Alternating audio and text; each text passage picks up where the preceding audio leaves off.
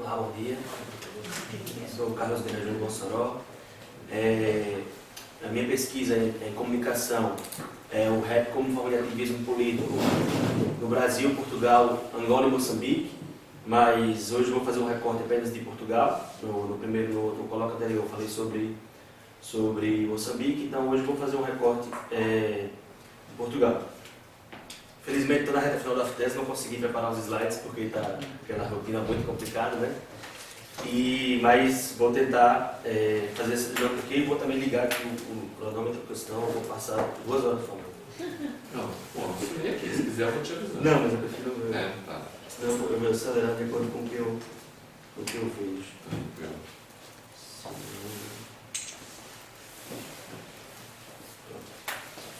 O primeiro ponto importante antes de pontuar sobre o rap português, o rap produzido em Portugal, na verdade, com a maioria dos rappers que fazem rap aqui, colocam por causa da identidade imigrante.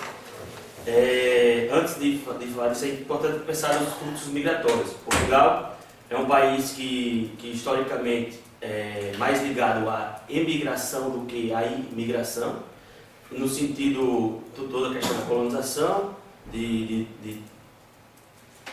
ter ido para a África, para as Áfricas, para a América do Sul no Brasil, para a Ásia, em todos os continentes fazendo essa exploração. E também, sobretudo no regime do Salazar aqui, com muita dificuldade as pessoas viviam, e daí até algumas pessoas emigraram até a pé para a França, no sentido de ir trabalhar. E também algumas pessoas para a Inglaterra. Nisso, acontecem os primeiros grandes fluxos migratórios aqui em Portugal. Na década de 60, quando os portugueses vão para Inglaterra e França, há um grande número de cabo-verdianos para substituir essa mão de obra aqui em Portugal. Depois disso, o segundo grande fluxo migratório é o retorno de cerca de 800 mil portugueses nas antigas colônias africanas, sobretudo depois do 25 de abril de 74. Então, sobretudo com a chegada do pessoal do Cabo Verde, há uma mudança na lei aqui em Portugal, no sentido do direito de nacionalidade. O direito de nacionalidade, em 1981, ele passa a ser apenas ele troca de juiz solis para juiz sanguíneos. O juiz solis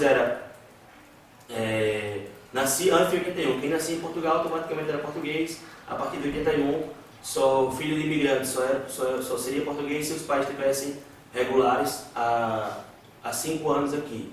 Então, regulares pagando todas as taxas com rigorosidade, o que era algo muito complicado para algumas pessoas que aqui viviam, porque não tinham essas condições financeiras para isso. Então, há essa mudança, muita gente acaba não tendo direito de nacionalidade mesmo, tendo nascido em Portugal, e depois acontece outro grande fluxo migratório, vindo de Moçambique, Angola e Guiné-Bissau, e Cabo Verde também, e mais um pouco de Cabo Verde também, que é quando, sobretudo em Moçambique e Angola, devido às guerras e a questão de como os países ficaram desestruturados devido à questão da colonização.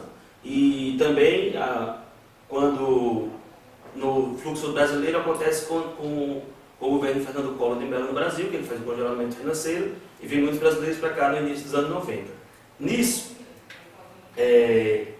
começa a se cair o mito de que Portugal teve uma colonização mais branda do que os outros países, e que aqui não existia racismo, sobretudo porque os militantes de extrema-direita, eles iam para próximo das reuniões onde acontecia o SOS Racismo, Sociabilidade do Pessoal, para cometer atos de violência contra os imigrantes que lutavam contra o racismo e contra os militantes do SOS Racismo. Os casos mais tensos são o de José da Conceição do Carvalho, em 1989, e de Alcino Monteiro, em 1995, que eles foram assassinados por militantes de extrema-direita, inclusive um militante, um adepto da extrema-direita muito conhecido, que é o Mário Machado, foi um dos que foi preso em 1995, chegou a assinar uma poesia falando que, um absurdo ali, né? Em forma de rima, para ironizar com as pessoas, falando do prazer que tinha de esfaquear 11 pessoas no ano anterior e por isso que não tinha arrependimento nenhum de estar preso. Então, esses são os absurdos que acontecem aqui. A resposta a isso é muito próximo do o movimento hip hop. Porque os primeiros fluxos de imigrantes, os pais, os filhos, eles consideravam que os pais aceitavam muito o racismo, aceitavam muito a questão da desestruturação, e os filhos, eles nascem em Portugal, não são portugueses, e se revoltam. E contestam através do rap, através do movimento hip hop, inicialmente com o breakdance. O movimento hip hop tem o breakdance, o rap, o MC e o DJ. Então, inicialmente com o breakdance, mas as letras politicamente engajadas fazem com que as pessoas se identifiquem com as músicas que chegam de Holanda, França e sobretudo dos Estados Unidos, e passa a ter um processo de politização no rap. A partir de que, e os movimentos de solidariedade das famílias, sobretudo a família de Alcide Monteiro, teve a presença do rap muito presente nisso. Então, no início dos anos 90, a Teresa Fradique, que é uma autora que escreve traz para a academia a questão do rap, ela coloca que já era um objeto central na vida dos imigrantes e descendentes de imigrantes que nasceram em Portugal também, que era o movimento hip hop que centralizava essas vias, essas dinâmicas na luta contra o racismo, no país. Além disso, o Miratejo, que é a margem sul do Rio Tejo, ela é considerada pelo Antônio Contador e o Manuel como o Bronx à portuguesa, porque o Bronx é onde nasceu o movimento hip hop nos Estados Unidos.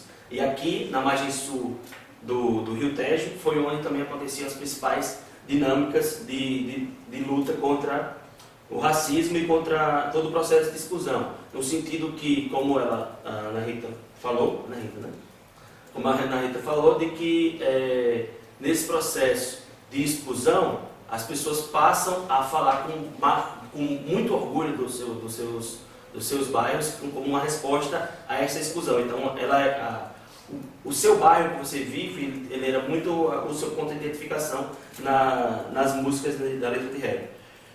O primeiro rapper era um movimento que muitas vezes acontecia mais rimas de improviso, dinâmicas de encontro, até que surge o General D, no início dos anos 90, que é moçambicano, que veio para cá com 2 anos de idade.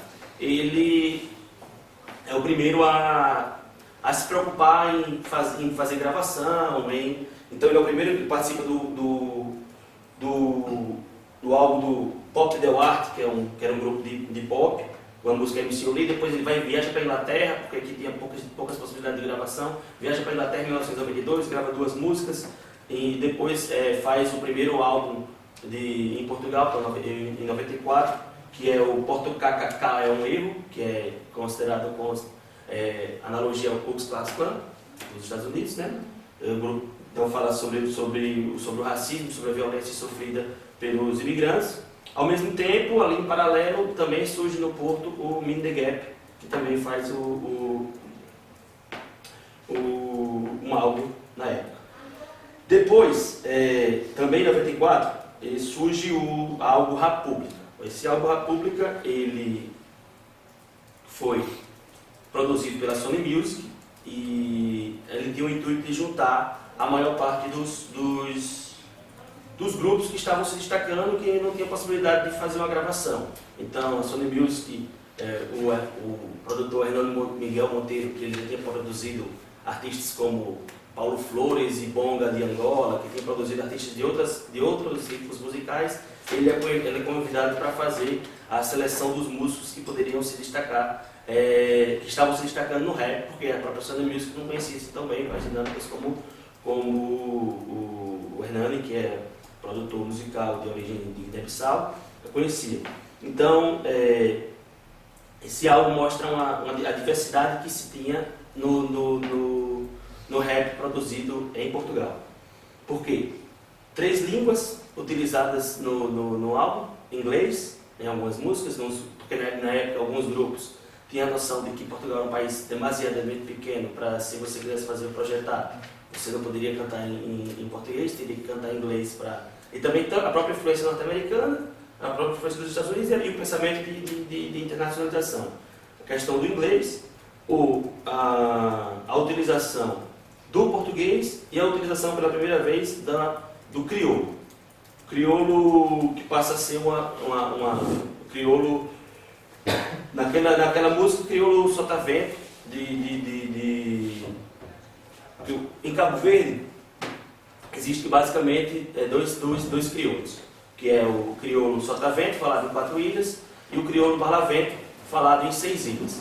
Mas o crioulo produzido no rap em Lisboa, ele é sobretudo de influência do sotavento, porém as pessoas, o processo de criolização, como o crioulo não é uma língua escrita, é um processo de inclusão também de gírias a cada dia. As pessoas simplesmente podem incluir palavras que não estão no crioulo tradicionalmente. Então, há essa questão, também a influência também do crioulo de Guiné-Bissau. Prevalece a influência do sotavento, mas há várias palavras que, quando eu fui analisando nas músicas, que não existia na linguagem em Cabo Verde, mas eram incluídas pelos artistas. Então, nisso, há uma centralidade no rap produzido em Lisboa, mas também, ao mesmo tempo, começam a surgir uma coisa interessante, antes ainda do República. No República, foi a capa do álbum foi o mapa da região metropolitana de Lisboa. E é interessante que os encontros dos rappers, a maior parte era da margem sul, como eu falei, mas também tinha da margem norte de Lisboa, que são as áreas da região metropolitana, até porque era muito mais caro morar no centro. Só que os encontros entre a margem sul e a margem norte aconteciam no centro. Só que ele não funcionava como local de identificação, eles não eram falados assim na letra. Então, o que aconteceu no álbum República? Era desenhado, basicamente, os bairros onde estavam os moradores onde as pessoas que viviam, que gravaram naquele álbum, e o centro ficava ali em espaço em branco, apesar de ser o local de encontro, porque era como funcionava a questão identitária. Além disso, na temática, também enquanto as pessoas, uns falavam sobre racismo, aqueles que estavam cantando inglês já faziam uma música mais comercial, teve gente também cantando sobre a guerra que acontecia em Angola na época, entendeu? E daí mostra como essas divergências. Ao mesmo tempo que surge ali uma centralidade em Lisboa, em região metropolitana de Lisboa, também surge rap no Porto, primeiramente com Mid The Gap, mas o rap do Porto ele passa a crescer mais com Lia Lema, em 1996, que era um rap predominantemente das pessoas, a maioria eram brancos, as temáticas eram totalmente bem diferentes, mas músicas também reflexivas, só que uma coisa mais intimista, não era um confronto direto no racismo. Uma coisa interessante de se destacar no rap produzido no Porto era que o sentido de união às vezes era considerado mais forte pelas pessoas que eu entrevistei do que em Lisboa. Em Lisboa se criava essa rivalidade entre os bairros, o bairro tal era mais interessante do que o outro, e isso às vezes se colocava na disputa das músicas, apesar de existir uma luta comum sobretudo contra o racismo, xenofobia e etc. Mas no Porto, basicamente, nos primeiros anos, as gravações de música aconteciam na casa de um rapper específico, que era o Mundo Segundo. Tanto que funcionava, a casa dele passou a ser chamada de Escola de Segundo Piso, porque ele deixou o segundo piso da casa dele para todos os rappers do Porto que quisessem participar, ele fazia essas dinâmicas lá. Então, teve esse sentido no Porto, como tinha, o movimento era menor, todo mundo fazia inicialmente na casa de um rapper só. Aqui em Coimbra, muito pouco falado, o rap que já também surgiu na mesma época, o grupo Taquilander Gueto, que é o pioneiro, 1993. Duplamente, quando eu fui entrevistar as pessoas, o Russo, sobretudo, que participava daquele grupo, um português branco que participava daquele grupo, ele dizia que era duplamente, falou assim sobre, a gente era invisibilizado demais, porque, tipo assim, depois para a teoria foi que eu coloquei a questão de duplamente invisibilizado.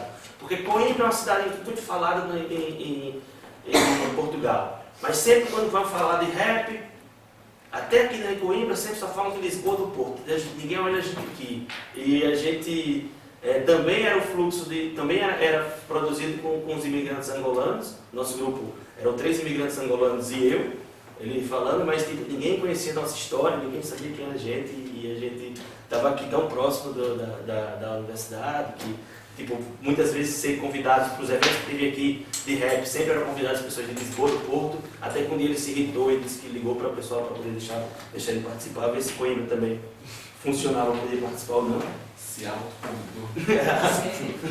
Porque tipo, a invisibilidade que tinha, mas aqui aconteciam sempre os saraus africanos, onde acontecia o rap, no bairro do Ingote, muitas vezes, onde é um bairro que tem uma predominância de ciganos, mas também muitos angolanos que vêm como classe trabalhadora, não como classe estudantil aqui.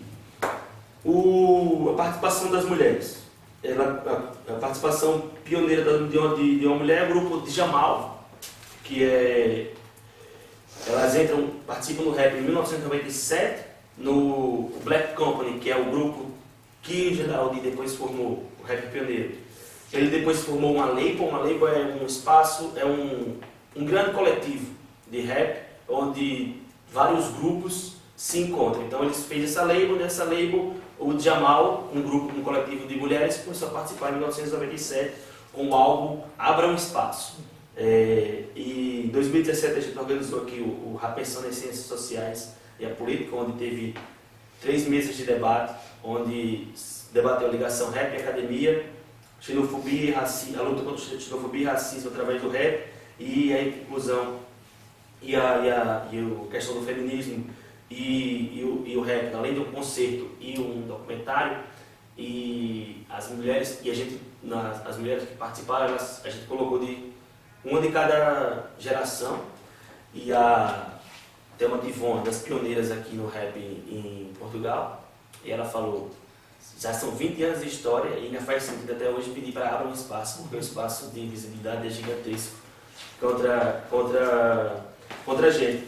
E as formas que elas buscaram para vencer essa invisibilidade foi criando coletivos, buscar criar coletivos que juntassem ao máximo as mulheres, porque muitas vezes essa questão de tipo, o grupo chegou a ter, ela criou um grupo em 2000, o Hardcore Click, que chegou a ter mais de 20 componentes, que era no sentido de pegar todas as mulheres que tinham interesse lá em Lisboa, fazer um grande coletivo, para que, na hora porque tipo assim, aquela questão de mexer com uma, agora já são muitas, então agora vai ser mais difícil de não desafiar. Elas chegam a lançar um álbum, a Mistake, em 2001, mas mesmo assim o projeto acaba em 2002. Depois aqui do Rap Pensando também, elas surgiram a ideia de catalogar todas as rappers de Portugal, e descobriram na época que tinham 32 atuantes para fazer um álbum coletivo, mas o álbum coletivo acabou saindo com 9 apenas.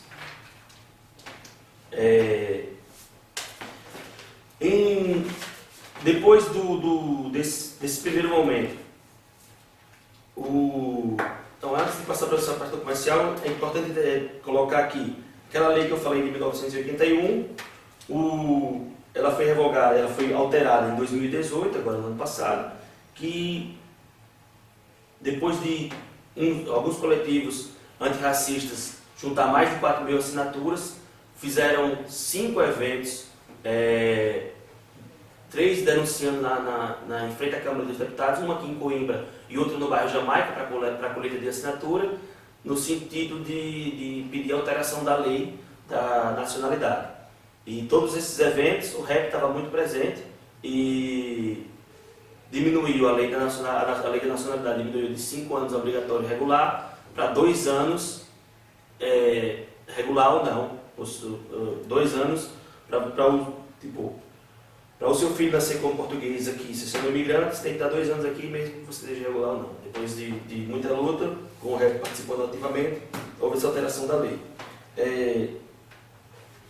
E interessante é que a história, em 2017, a Margem Sul ganhou a Semana da Margem Sul no Museu de Arte Nacional Antiga, no Museu Nacional de Arte Antiga, onde já se valoriza a questão da Margem Sul como dentro da história de Portugal. Agora, a luta contra o rap chamado underground, aquele rap de mensagem, o rap interventivo, como as pessoas gostam de chamar, ele também não é assim sempre presente no rap português. Depois do crescimento de vários artistas em 94, com o nascimento da República, houve muito interesse de gravadoras aqui para lançar os artistas. E o principal nome, que era um rapper que fazia algumas mensagens politizadas, e depois passou para uma vertente mais buscando comercial, uma música mais dançante, que foi o Boys C. Em 1998, assina com a EMI, com a gravadora, e busca uma música menos interventiva, menos crítica, menos politizada, né, nesse sentido. E também o rap passa a participar de grandes eventos, como na Eurocopa 2004, na Expo 1998, o rap passa a estar presente com essas músicas sem um grande caráter de denúncia. Nesse sentido, hoje também existe uma grande presença desses artistas que tem essa vertente mais comercial, no sentido que, em 2017, foram convidados os artistas Virgu e Carlão para o Rock in Rio no Brasil, e saiu uma matéria do Folha de São Paulo falando que o rap português ele estava no jardim de infância, porque era uma música extremamente comercial, e daí foi bastante polêmica essa matéria do Thales de Menezes, e um dos maiores produtores aqui, um dos produtores mais conhecidos aqui de Portugal, que foi o Rui Miguel de Abreu, ele respondeu no site Rimas e Batidas com 56 clipes de rap bastante politizados, mostrando que aquela visão mostrada na Folha de São Paulo não era o que significava o rap português. Então ele fez uma seleção muito boa do rap, destacando nomes como Sambe Kid. Sambe Kid é um nome que lança o álbum em 1999 e mantém uma mensagem forte, ganhando nome. O Dilema do Porto, o Mundo Segundo, o Maze, o Chulage, que é o rapper que na verdade é o meu estudo de caso, a Capicua, do Porto, o Valete, Queijo do Porto também, Ali Halloween de Guiné-Bissau, que mora em Lisboa, e vários outros nomes. E também dali surge um conceito de mostrar a história do hip hop tuga, artistas que tinham parado, voltaram a palco em 2018, e teve outra edição agora, que foi catalogado o álbum desde General D, tipo, já tinha parado muitos anos, voltou a palco, desde General D até os artistas mais recentes, que é o Dilas, o Peruca e etc. De caso específico é o Chulage, e eu quantifiquei o número de músicas, eu escutei as músicas dele e peguei 4 temas principais que poderiam resumir o que era aquela música, e para ver qual era o sentido musical que ele mais utilizava. Ele cataloguei 3 álbuns dele, alguns singles, músicas que ele lançou na internet sem ser nos álbuns, e também participações em trabalhos de outros artistas.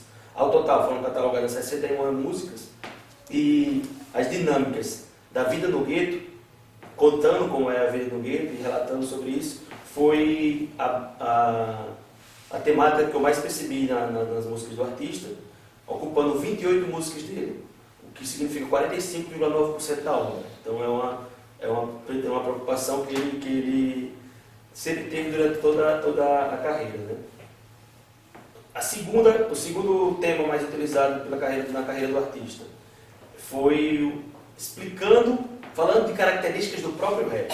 O rap, explicando, por exemplo, tem uma música dele que se chama assim, Rap, e essa música, ela é uma música que não tem aquela rima padrão, mas todas as músicas começam com letra R, depois o A, depois o P, e daí ele retrata a pobreza, e vai explicando como o rap retrata a pobreza, como o rap é uma resistência, e etc. Tipo, são palavras com R, A e P, que não é a rima padrão, mas ele faz a música todinha, 4 minutos e 35, que é falando sobre as características do rap. É a segunda tema mais presente na carreira dele. Outro tema bastante presente é o racismo, terceiro tema. Depois a violência, desigualdade, críticas à mídia.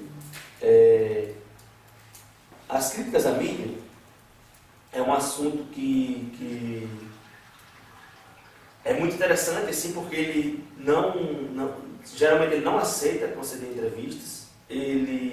Para conceder entrevista para minha tese, passou um ano para aceitar conceder entrevista, porque ficava me enrolando, mandando mensagem, não sei o que e tal. E ele só aceitou, ele falou para mim que só aceitou no dia que viu eu postando uma foto eu cantando rap também. Ele disse, como é para outro mano do movimento hip hop, acho que até vai, porque esse pessoal na academia só quer se apropriar e etc e tal. Só quer se apropriar do nosso discurso. Então, a gente, no evento Rap Pensando em Ciências Sociais e a Política, ele afirmou que a gente queria ir numa mesa de debate, a mesa que ele quisesse participar. Ele disse, o rap fala por si só, não precisa de entrar em mesa de debate, porque sempre rola uma apropriação, então ele não acredita. Apesar de ele é formado em sociologia, mas ele não acredita nisso e só aceitou cantar, não aceitou participar de nenhuma mesa de debate. Ele disse que não tem nada para debater aqui, não. Então, destacando um pouco da música na carreira dele,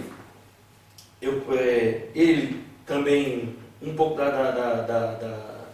carreira do Chulage. Ele veio, a família dele é cabo-verdiana, ele ainda não tinha nascido, então ele ainda nasceu português, porque ele nasceu em 79, só que os outros dois irmãos dele não conseguiram ter a nacionalidade. Eram cabo-verdianos e nunca teriam ido para Cabo Verde. Na música, algumas músicas que eu destaco na carreira dele, a Dedicatória, em 2001, que ele fala sobre a dedicatória às pessoas que resistiram a viver no gueto, morreram ou foram presos, e quanto é difícil viver naquele sistema. O Rime Shit, que é a bala, que é falando característica do rap, como o ritmo abala ao ser tocada, porque o confronto é direto. O National Ghetographic, que a Rita falou, que é, ao mesmo tempo que é uma crítica à National Geographic, uma adaptação, é também mostrando o gueto a partir dele, não a partir de externos. A música Portugal aos Portugueses, que é um símbolo, que ele fala sobre a questão da dicotomia de direitos, homem e mulher, imigrante nacional, brancos e negros, várias dicotomias de direitos, que convoca todo mundo aí às ruas, e depois fala um outro Portugal é possível desde que Portugal fosse só um, que é no sentido fogo às bandeiras, fogo às fronteiras, que ele acredita só não acredita nas fronteiras, acredita que o mundo deveria ser tratado como um só, para não haver mais essas divisões. Ele, em 2012, no álbum dele, ele, no Rapensar, eu percebo muita conexão, muita sample de coisas ligadas ao 25 de abril, música que faz sample do Zeca Afonso, no sentido que, tanto para reforçar a luta que foi do 25 de abril, como para mostrar que não está sendo valorizada a tão dita democracia. Ele utiliza muito sample do 25 de abril, e utiliza em 4 músicas de um álbum do álbum. Depois disso, 2012, ele para de gravar, de cantar, em 2012, vai estudar na Inglaterra sobre música teatral, volta em 2017 a gravar o Da Hype, que é uma música que não tem a batida padrão do rap, e é criticando, assim, a depressão, é chutando para todo lado. Academia, televisão, ele já quis acreditar no que o acadêmico me diz, já quis acreditar no que o professor fez, quis acreditar em todo mundo e não consegue acreditar em ninguém. Ia falar só o segundo, mas também.